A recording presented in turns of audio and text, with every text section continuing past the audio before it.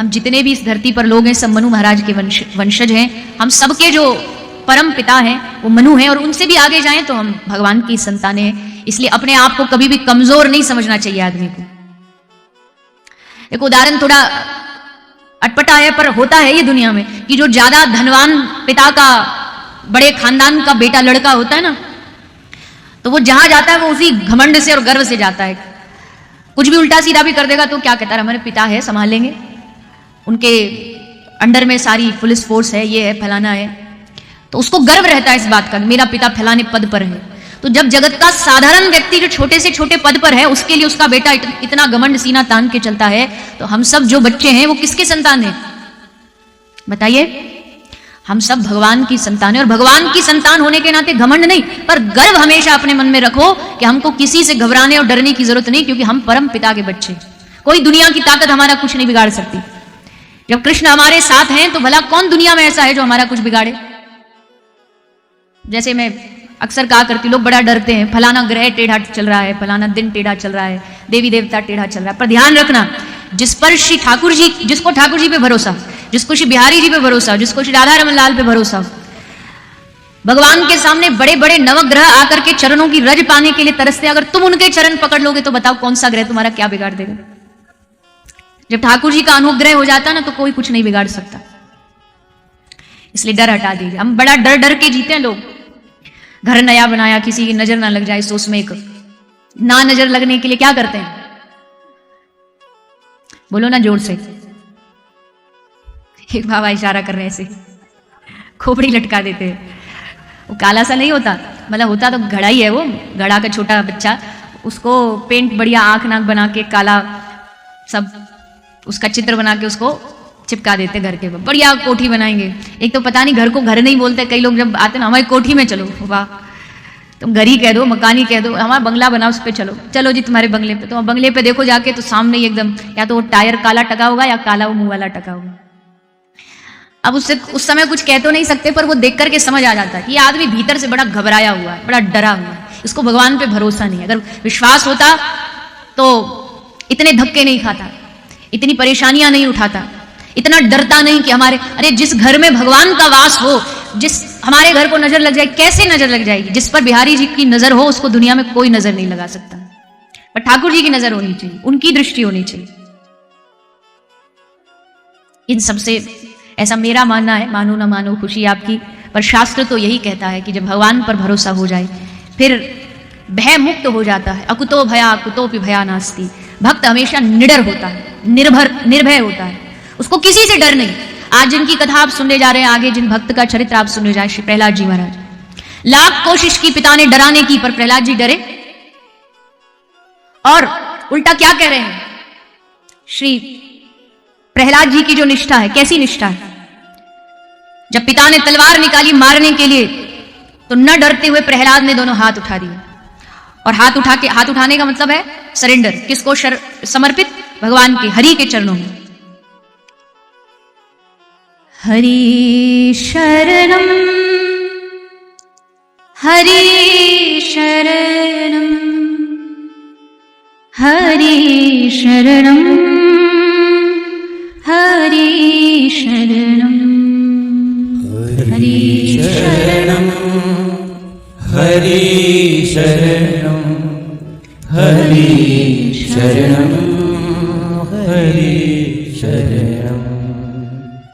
पिता की देख निष्ठुरता नहीं प्रहलाद घबराया।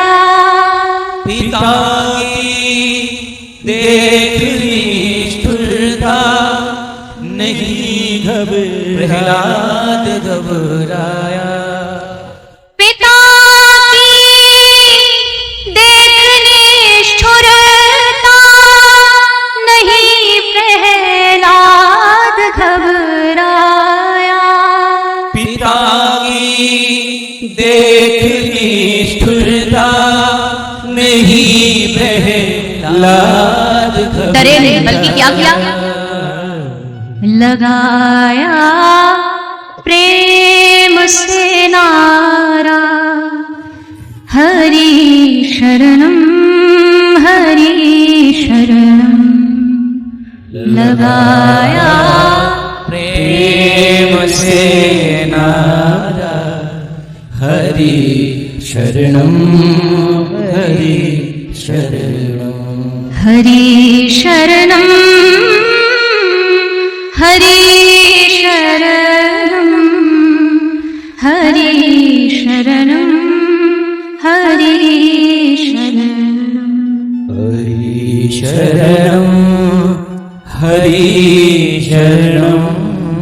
और क्या उदाहरण हरि शरणम जिसमें पता हो कि अब शरणम लाज जाने वाली है या मरने वाले हैं, उस समय भी दोनों हाथ उठा करके जिसने भगवान को पुकारा हो। तो एक और इतिहास का उदाहरण, भरे दरबार में जब द्रौपदी की लाज जाती थी, हरे दरबार में जब द्रौपदी की लाज जाती थी, विकल हो के उचारा हरि शरणम हरि शरणम, विकल हो के उचारा हरि शरणम हरि। सभा लगी हुई थी और दुशासन अपने पूरे बल के साथ साड़ी खींच रहा था। खींचते खींचते पसीने आ गए, पर समझ नहीं आया कि साड़ी है कि नारी है, नारी है कि साड़ी है। और खींचता खींचता खींचता साड़ी को हार के थक करके धड़ाम से आकर के जमीन पर बेहोश होकर गिर पड़ा। कितना बलशाली था, 1 2 10 50 नहीं, 10,000 हाथियों में जितना बल होता है उतना अकेले इसमें था, लेकिन एक साड़ी नहीं खींच पाया। क्यों नहीं खींच पाया? क्योंकि द्रौपदी का भरोसा, द्रौपदी का विश्वास भगवान के प्रति और भगवान का उस विश्वास को सार्थक करना। इसलिए क्यों डरे हम? क्यों डरे? जिसका मालिक इतना कृपामयी हो, कृपा करने वाला हो, प्रकृति के नियमों को बदल देता। भगवान के लिए कोई प्रकृति के नियम बदलना मुश्किल काम है क्या? क्या अपने भक्त के लिए भगवान बदल नहीं सकते? दिन को रात, रात को दिन, सर्दी को गर्मी। महात्मा कहते हैं, महापुरुष कहते हैं, वो भगवान अपनी पे आ गया ना तो तुम पर कृपा करने के लिए उसको एक नया ब्रह्मांड भी बनाना पड़े तो ऐसे बना सकता है, पलक झपकते बना सकता है। लेकिन फिर भी उसके होते हुए भी, हम उसके होते हुए भी, उनके बालक होते हुए भी हम छोटी मोटी चीजों से डरते रहते हैं। माफ करना, किसी को मेरी बात अच्छी लगे तो भी ठीक, बुरी लगे तो भी ठीक, मेरा क्या। पर ये जो यहां तहां जो बांधते घूमते हैं ना धागे वागे, ये सब डर है आपके मन का। ये डर है जो आपको भगाता रहता है, यहां कुछ ना हो जाए, मेरे बेटा कुछ ना हो जाए, वहां धागा बांध दिया। अरे भगवान नाम जाप करो, बस मौज से रहो, आनंद से रहो, भरोसा रखो। कुछ गलत हो भी जाएगा जीवन में तो भी वो बैठा है संभालने के लिए। एक पुरुष स्त्री थे, दोनों कन्या ब्याह हुआ, तो दोनों एक नाव में बैठ के कहीं जा रहे थे। अचानक से नाव में नदी में बड़ी जोर का तूफान आ गया। तो जैसे तूफान आया तो पत्नी घबराने लगी, जी अब डूब जाएंगे, अब मर जाएंगे, अब क्या होगा, अब तो बचना ही मुश्किल है। पति आराम से बैठा, भक्त था भगवान के, परम भक्त बैठा था आराम से। पत्नी ने कहा कि जी कौन हो आप? या तो कोई पहुंचे हुए महापुरुष हो आप, या कोई आपका दिमाग का कोई एक आध जो बटन है वो ढीला है, मरने जा रहे हो और आप ऐसे चुपचाप, डर नहीं लगता आपको? तो हंसने लगा पति, और उसने अपने जेब से चाकू निकाला और उस पत्नी के गले पर रख दिया। तो पत्नी हंसने लगी, बोले आपको अभी मजाक सूझ रहा है, मरने वाले और आपको मजाक सूझ रहा है? पति बोला मजाक नहीं, मैं तुझे मारने वाला हूं। पत्नी हंस रही है, ऐसे कैसे मार दोगे? पति कह रहा तू हंस क्यों रही है, तेरे गले पे मैंने चाकू रख रखा, तुझे हंसी आ रही है? तो पत्नी कहती मुझे पता है आप कैसे हो, आप मुझे बस डरा रहे हो, मार नहीं सकते, क्योंकि आप मेरे हो, आप मेरे पति हो, ऐसे कैसे मार दोगे? तो उस पति ने हंसते हुए कहा बस यही बात मुझे भी मालूम है कि जो भगवान है ना वो मेरा है, मैं उसका हूं, बट डरा रहा है, मार थोड़ी सकता है, थोड़ा थोड़ा डरा रहा है। अब मैं डर करके उस पर भरोसा उठा दूं तो ये थोड़ी होता है। बस यही भरोसा होना चाहिए, यही विश्वास होना चाहिए। ये बात मैं इसलिए कह रही हूं क्योंकि आज का देखो कलयुग है, कलयुग में बहुत सारे लोग प्रलोभन देंगे, देते भी हैं, ऐसा कर लो ये हो जाएगा, वैसा कर लो ये हो जाएगा। पर इन भटकने से बचना चाहिए इंसान को, इन भटकाव से बचना चाहिए। जो बाबा तुलसी कह रहे हैं वो मानो ना, जो सुखदेव जी कह रहे हैं वो मानो ना, उस पर ध्यान रखो। बस जो महापुरुष कह करके गए हैं उनको अपनाओ। महापुरुष ये कह के गए भगवान पे भरोसा, उनका नाम लेते रहो, उनके नाम में इतनी शक्ति है कि तुमको तुम्हारा बाल भी बांका नहीं होने देगा।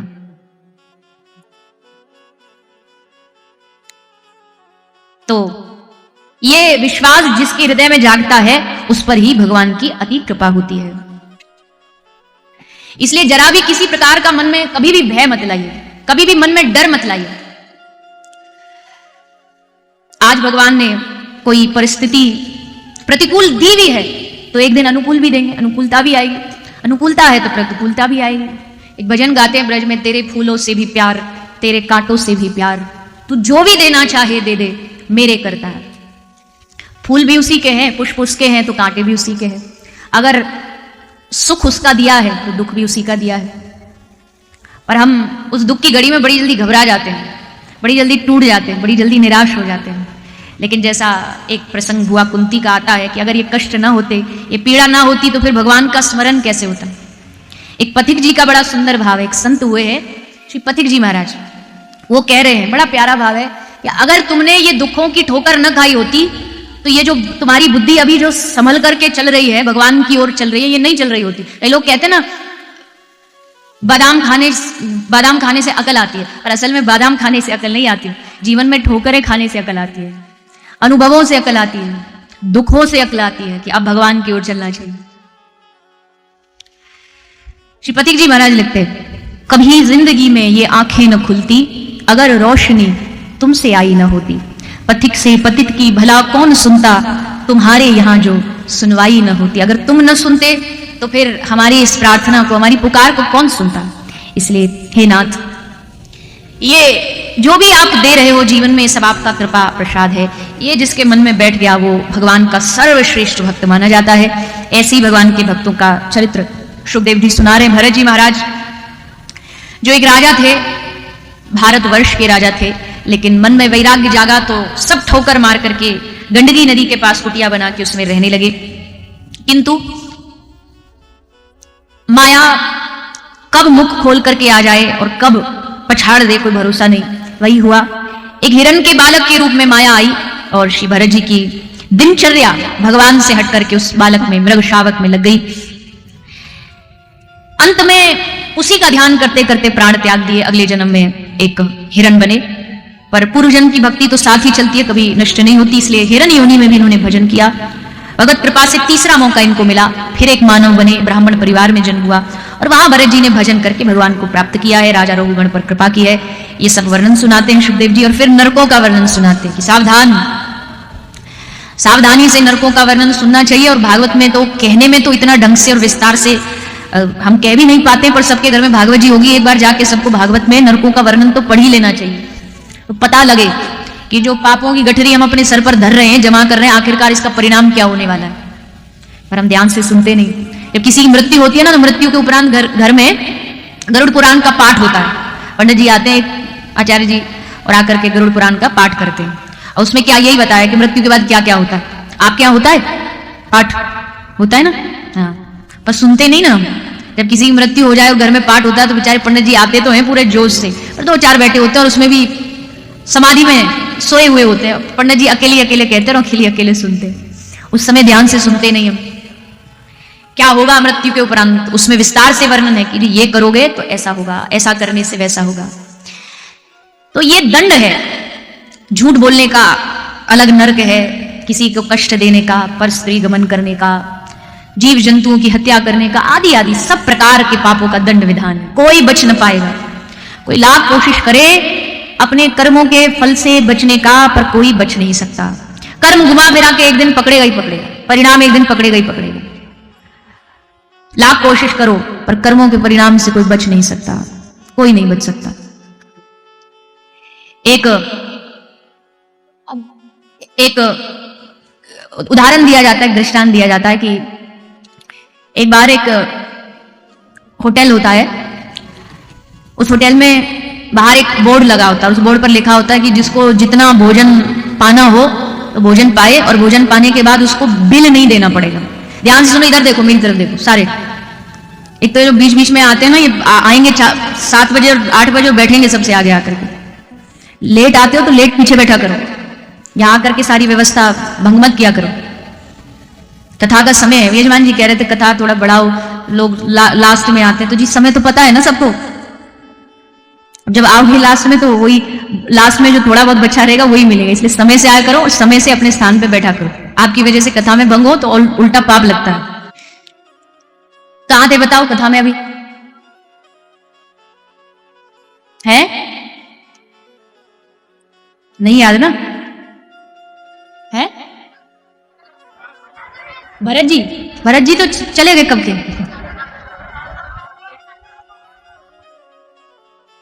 अच्छा ठीक है बाबा, आ गया, समझ आ गया, सुन रहे हो मतलब आप, ठीक है।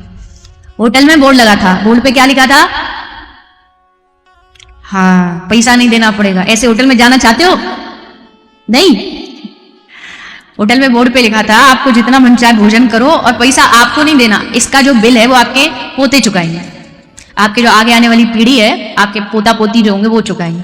तो एक कोई दमों का समझदार आदमी पहुंच गया वहां, फ्री में खाना, फ्री में जो मिल जाए सो महाराज हो तो छोड़ते काम, सो लग गया ये लाओ वो लाओ, मीठा लाओ, नमकीन लाओ, चाइनीज लाओ, इटालियन लाओ, कॉन्टिनेंटल लाओ, सब मंगवा डाले। खूब प्लेट भर भर के खाया, टेबल भर के भोजन किया उसने, पैसा लगना नहीं। और जैसे भोजन करके जाने लगा सो वेटर बिल लेकर के आ गया, उसने बिल दिया, लीजिए महाराज जी। सो बोला बिल? अरे तुमने तो भैया बाहर बोर्ड पर लिखा हुआ है कि जो भी खाओगे बिल तुमको नहीं देना पड़ेगा, बिल तुम्हारे पोते चुकाएंगे।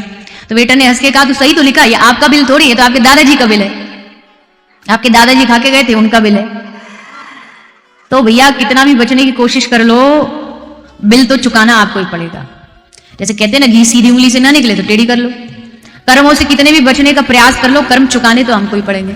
इतिहास में कथा आती है ना, वाल्मीकि ऋषि घर जाके बालक बच्चों से पूछते मैं जो कर रहा हूं क्या तुम इसके सहभागी हो? सबने हाथ खड़े कर दिए।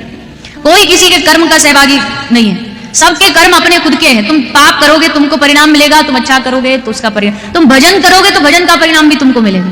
तुम्हारे स्थान पर तुम्हारे बिहाफ में कोई और भजन नहीं कर सकता कि 2 माला वो कर दे और कह दे कि लो इसका संकल्प तुम्हें, ऐसा नहीं होता। भजन तो अपना, जैसे भोजन अपना खुद का होता है ना, भोजन मैं करूं और मैं करके कहूं लो संकल्प से मैंने अपना भोजन तुमको दिया, भर गया तुम्हारा पेट? नहीं भरेगा। कितना भी संकल्प करके दे दो, पेट तभी भरेगा जब आप भोजन करोगे। तो भजन भी स्वयं करोगे तब जीवन में कृपा होगी, किसी और के भजन करने से आप पर कृपा नहीं होने वाली, खुद भजन करो। तो नरकों का वर्णन सुनाया, कुंभीपाक, तामिश नरक, अंध तामिश नरक, रौरव नरक आदि आदि नरकों का वर्णन। लेकिन इन सब से बचने का भी एकमात्र उपाय है हरिनाम। इतिहास की घटना सुनाई, अजामिल की कथा सुनाई, अजामिल का दृष्टांत दिया। एक ब्राह्मण परिवार में जन्म लेने के बाद भी एक दासी का संग करने से इनका जीवन दूषित हो गया, गलत कर्म करने लगे और गलत कर्म करते करते चोरी, पाप, झूठ इत्यादि। लेकिन एक बार संतों की कृपा इन पर हो गई।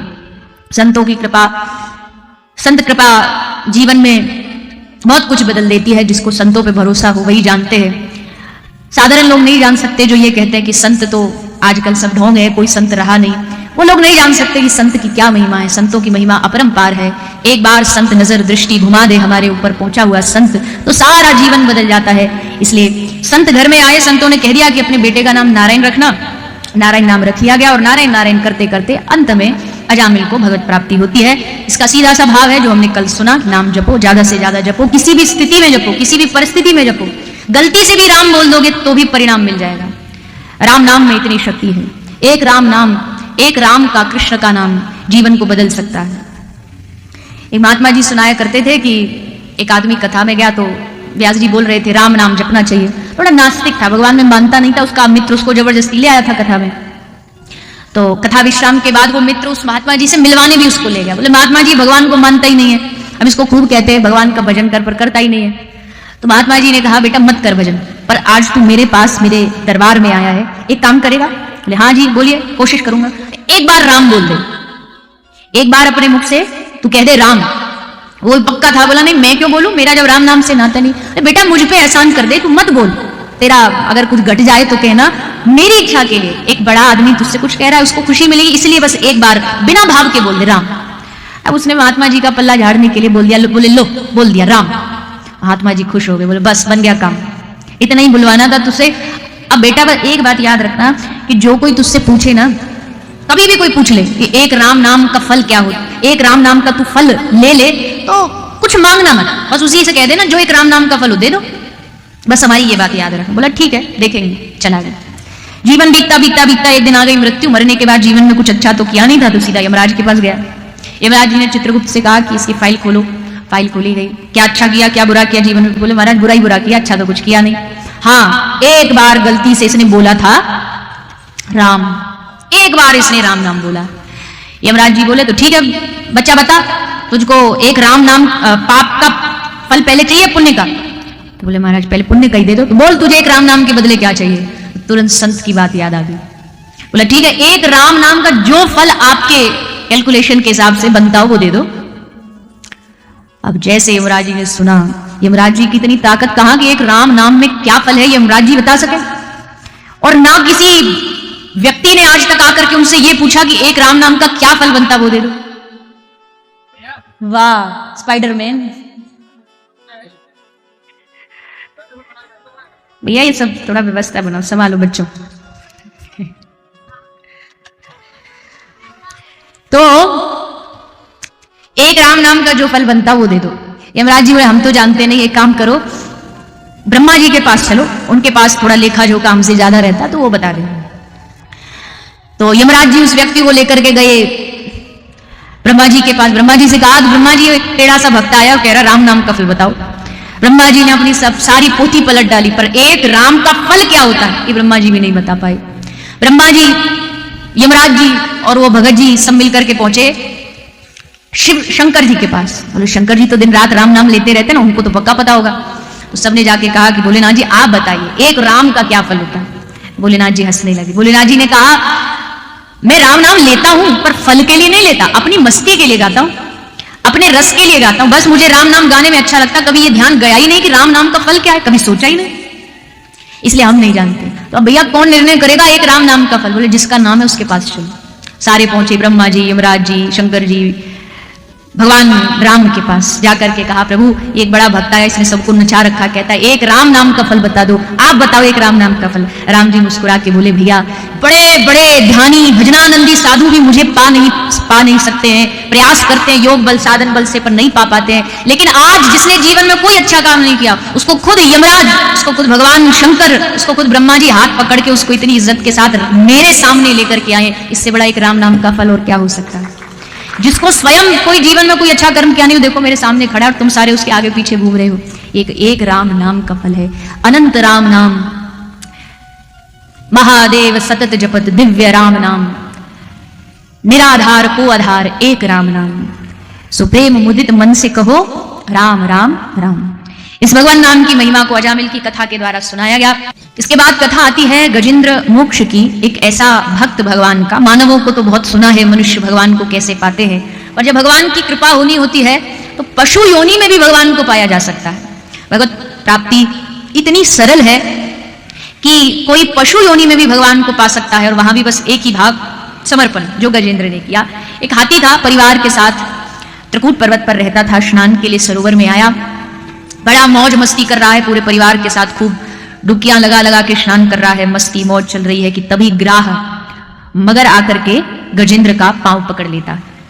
यही हमारे जीवन में चलता है, गजेंद्र माने हम ही हैं, मौज मस्ती कर रहे हैं, खा रहे हैं, पी रहे हैं, मजे ले रहे हैं, लगता है यही जीवन की सच्चाई है, इसी में जीवन निकल जाएगा, लेकिन तभी ग्राह मतलब काल आता है, और काल आकर के हमारे पैर को यानी हमें पकड़ करके अपनी ओर खींचने लगता है, और जब मृत्यु सामने आती है तब जीव घबराता है, तब उसे लगता अब क्या होगा, मृत्यु से घबरा रहा, क्यों घबरा रहा है?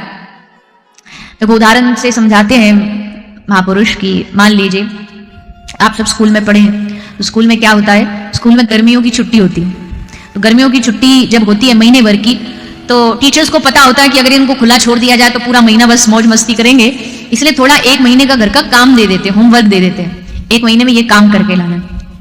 तो अब दो तरह के बच्चे होते हैं, एक बच्चा वो होता है जो जिसको पता है कि अब मास्टर जी ने काम दिया है, तो वो जैसे छुट्टी शुरू हुई घर आएगा, महीने भर की छुट्टी है तो शुरू के 10 से 15 दिन में अपना काम निपटा लेगा, बाकी के जो 15 दिन बचेंगे उसमें खेलेगा कूदेगा। पहले के जमाने में तो मामा के जाते थे, नानी के जाते थे बच्चे, वहां खेल कूद होता था, सो बाकी के 15 दिन मौज मस्ती करेगा। ये होते हैं समझदार बालक। और एक होते दूसरे प्रकार के बालक, ये क्या करते हैं, ये अगर महीना भर की छुट्टी है तो 29 दिन तो मौज मारेंगे, मामी के, नाना के, नानी के, मौसी के, चाची के, सबके घुमाएंगे, मौज मस्ती में खेल कूद में इनके सारी छुट्टी जो है निकल जाएगी। और जब एक दिन बचेगा, जब एकदम जान एकदम अब तो भैया आ या पार की लड़ाई, आज अगर काम पूरा नहीं हुआ तो मास्टर जी के डंडे पड़ेंगे, तब लगते हैं ये काम पूरा करने में, और एक दिन में काम पूरा होता नहीं। अब पूरा होता नहीं तो फिर वो स्कूल चले तो जाते अगले दिन, पर उनको पता जाती मास्टर जी पूछेंगे, टीचर्स पूछेंगे होमवर्क के बारे में, तो इसलिए वो जानबूझ करके क्लास में कौन सी वाली बेंच पे बैठते हैं? अनुभव से बोल रहे हो? पर्सनल एक्सपीरियंस कि जब काम पूरा नहीं हुआ तो सबसे पिछली वाली बेंच पे जाकर के बैठेगा। समझदार होता है ना, समझता है कि पहले से चालू करेंगे मास्टर जी और जब तक हम तक पहुंचेंगे तब तक घंटी बज जाएगी, हम बच जाएंगे। और जिसका काम पूरा होता वो कहां बैठेगा? सबसे फर्स्ट बेंच पर। कॉपी एकदम वेल मेंटेन, पूरा एकदम खोल के तैयार बैठा रहेगा, देखता रहेगा कब मास्टर जी। और मास्टर जी अगर भूल भी जाते हैं ना, कोई काम दिया था तो कहे मास्टर जी काम नहीं चेक करो, पीछे वाला गाली देता रहता है कि चुप बैठ जा, अच्छा भला भूल गए मास्टर जी, तू उनको याद दिला रहा है। और उसका काम पूरा नहीं, इसलिए हक से कहता है, मुंह छुपाना नहीं पड़ता उसको क्योंकि उसका होमवर्क पूरा। ठीक वैसे ही भगवान ने हम सबको इस दुनिया में, इस जगत में छुट्टियों पे भेजा।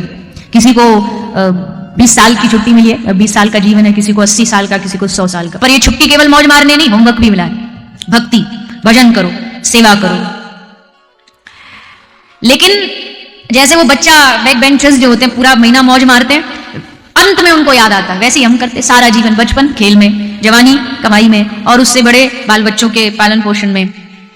और जब आता बुढ़ापा, जब एकदम अब तो पता है कि अब तो टिकट कटने वाली है, तब उनको याद आता है भजन भी करना चाहिए, तब लेके माला घुमाएंगे, करो करो करो। पर इतने में क्या पालोगे, कितना पालोगे? अब जिसका होमवर्क पूरा नहीं वो छुपेगा, यानी जिसके जीवन में आने का लक्ष्य पूरा नहीं हुआ वो मृत्यु से हमेशा डरता घूमेगा, क्योंकि उसे पता है अगर मृत्यु आ गई, भगवान ने पूछा काम किया, क्या जवाब देगा? खाली हाथ कैसे पहुंचे वहां? लेकिन जिसका पूरा है, जिसको पता है कि जो भगवान ने देके भेजा था हमने पूरा कर दिया, वो हक से कहेगा, जब भगवान बुलावा भेज दे तभी तैयार। आज ये महात्मा जी की, ब्रज के बड़े प्रसिद्ध महात्मा, उनका मैं सत्संग सुन रही थी तो उसमें बड़े दहाड़ के बोल रहे थे, मौत आए तो आ जाए, हम तैयार हैं, कोई डर नहीं। मृत्यु आएगी तो खुशी, हंसी हंसी खुश हो जाएंगे कि राधा रानी ने हमको बुला लिया, श्री जी ने हमें अपने पास बुला रही है इसलिए मृत्यु आई। तो ये कौन कह सकता? हम जैसे लोग नहीं कह सकते, क्योंकि हमारा काम ही पूरा नहीं, डरते फिरेंगे, मृत्यु से बचने के लाख कोशिश करेंगे, बाल सफेद तो काले करा लिए, दांत गिर गए नहीं लगवा लिए, आंख से नहीं दिख रहा तो चश्मा लगवा लिए। ये सब मृत्यु से बचने के तरीके हमें लगता है ऐसे बच जाएंगे, पर नहीं बचने वाले। इसलिए भगवान ने जो दे के भेजा है उसको याद रखो। और भगवान ने बस यही होमवर्क दे के भेजा है, हरि भजन करो। अरे जिसने जीवन दिया, जिन तन दियो ताहि बिसरायो, ऐसो नमक हरामी, मौसम कौन कुटिल खल कामी। बस ये ध्यान रखो कि अगर उसने दुनिया में भेजा है तो उसका भजन करना भी जरूरी है। मौज मस्ती में जब सारा जीवन निकल जाएगा तब याद आएगा रे, पर फिर अब पछताए होत क्या जब चिड़िया चुग गई खेत। गजेंद्र ने वही किया, सारा जीवन परिवार के साथ मौज मस्ती, और जब अंत में काल ने पकड़ा तब घबराया। अब कहाँ जाऊं, किसके पास जाऊं, किससे मदद मांगू? मांगता मांगता घूमा, कोई नहीं आया, कोई आगे नहीं आया। सुख के सब साथी दुख को ना, कोई कष्ट आते ही सब 9 2 11 हो जाते हैं। किसी बच्चे से मास्टर ने पूछा, ये आर्यभट्ट ने जो जीरो का इन्वेंशन किया वो कैसे किया? बोले आर्यभट्ट को जब अपने कोई दुख की घड़ी में रिश्तेदारों की जरूरत पड़ी तो उसने रिश्तेदारों को बुलाया, और जब कोई रिश्तेदार नहीं आया तब जीरो का इन्वेंशन हुआ। कि जरूरत में कोई, जब जितने अपने हैं ना सब खत्म हो जाते हैं, कोई काम नहीं आया। और दुनिया की जो सच्चाई है बस उसी को जानने के लिए किसी सत्संग की जरूरत नहीं। यहाँ बैठा हर आदमी अनुभवी होगा, कब कहाँ किसने साथ छोड़ा, कब कहाँ तुम गए उससे मदद मांगने और उसने हाथ खड़े कर दिए। इस संसार का स्वार्थ, और इसमें कुछ गलत भी नहीं, संसार चली स्वार्थ की वजह से रहा है। स्वार्थ ना होता तो ये दुनिया नहीं चलती। ये दुनिया चली इसलिए रही है क्योंकि सबको एक दूसरे से कोई ना कोई स्वार्थ है। सुर मुनि जन सबकी यह रीति, स्वार्थ लाग करहि सब प्रीति। गजेंद्र ने बहुत पुकारा लेकिन अंत में हताश हो गया, निराश हो गया, थक गया, कोई रास्ता दिखाई नहीं दिया। तब अंत में जाकर के इस गजेंद्र ने भगवान को पुकारा, समझ गया कि अब दूसरा कोई रास्ता नहीं है, भगवान को बचने का एक ही रास्ता है, भगवत प्राप्ति। भगवान को पुकारा है गजेंद्र ने, और भक्त वत्सल भगवान गरुड़ पर आरूढ़ होकर के आते हैं। अपने भक्त से मिलने के लिए इतने उतावले होते हैं कि उनको गरुड़ की गति धीमी लगने लगती है, इसलिए नंगे पांव दौड़े दौड़े आते हैं। गजग्राह दोनों को बाहर निकाला और सुदर्शन चक्र से ग्राह का सर धड़ से अलग कर दिया। इस प्रकार भगवान ने गजेंद्र पर कृपा की, ग्राह का उद्धार किया। इसके उपरांत समुद्र मंथन हुआ। समुद्र मंथन में अनेकों रत्न निकले। इसी मंथन में गौ माता भी प्रकट हुई है। समुद्र की पुत्री है गौ माता, लक्ष्मी जी की बहन है गौ माता, और ऐसी सर्वदेवमयी है गौ माता की जब लक्ष्मी जी को कहीं, सब देवी देवता गौ माता के अंगों में वास करते हैं, अंत में लक्ष्मी जी आई, गौ माता से कहा कि हमको भी वास दे दो अपने अंग में, अपने शरीर में। तो माता ने कहा ऑलरेडी सब सीट जो है वो रिजर्व हो चुकी है, कोई बचा नहीं। लक्ष्मी जी ने कहा नहीं नहीं, मैं तो आपके ऐसा हो ही नहीं सकता, सब देवी देवता मैं ना हूं, एक ही स्थान बचा है, क्या? गाय का गोबर। लक्ष्मी जी ने कहा ठीक है, मैं उसी में वास करूंगी। दुनिया का कोई ऐसा जीव दुनिया में आपने नहीं देखा होगा, हर जीव का मल मूत्र बड़ा घृणित होता है, लेकिन केवल दुनिया में एक गौमाता ऐसी है जिनका गोबर भी पूज्य है, जिनका गौमूत्र भी पूज्य है, जिनका दूध भी पूज्य, हर वस्तु पूज्य है। चाहे वो पहले घर की सुंदरता दिखाने के लिए गाय के गोबर का लेप किया जाता हो, या आजकल बड़े बड़े जो एलोपैथी के डॉक्टर्स हैं ना, वो भी अपने प्रिस्क्रिप्शन में लिख के देते हैं कि डेली आप ग्वार्क पान करिए। ग्वार्क पीने से आपके शरीर का जो ब्लड का जो रोग है या कोई भी पेट का रोग है वो सब ठीक हो सकता है। एलोपैथी डॉक्टर इस बात को मानने लगे, विज्ञान मानने लगी है, साइंस मान